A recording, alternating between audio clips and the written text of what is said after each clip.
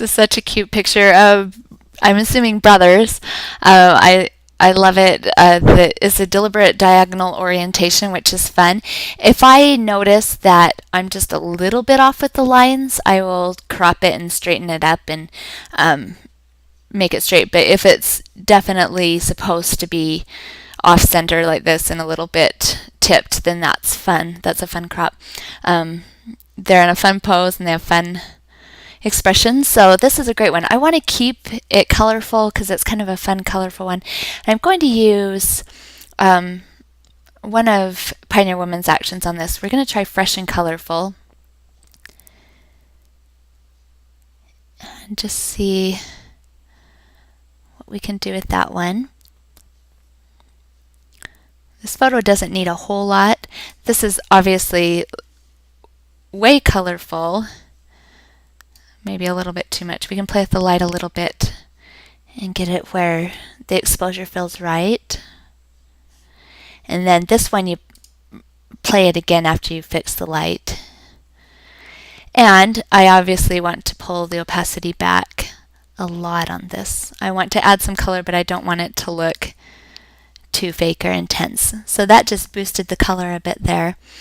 And really with this photo, that's probably all that I would do. I would just flatten it, add some sharpening, make sure our sharpening looks okay, and just let it be a fun, colorful photo. There's the before, and there's the after.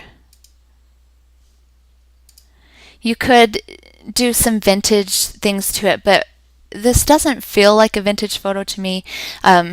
They've got these cool, fun jackets, and it just feels more like I want this modern color and the pops of red and things like that. If you wanted to make the background a little bit darker and more red, we could pull that down and make the background copy.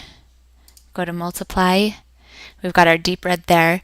I'm going to add a mask, invert the mask, choose my brush, make it a big brush, make sure I've got a white brush, and then paint that on. Whoops, I meant to make the brush smaller. There we go.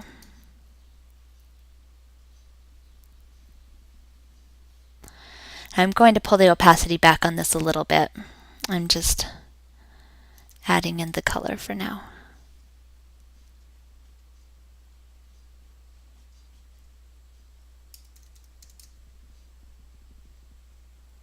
And where I'm going to pull the opacity back, it doesn't matter if it's perfect, because you won't see all these differences here from the darkened and the regular.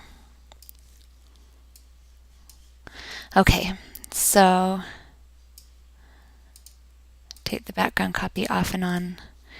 That just makes that background a little bit deeper red if you wanted that. So we'll leave it at that. Here's our before and the after. Now saving this one is saved as a TIFF file, and you want to probably save it as a JPEG because that's the most useful for posting online or printing or whatever. So just make sure that you go into this format here and choose JPEG, and then we'll just save it as final. I won't type the whole name there, and that's it.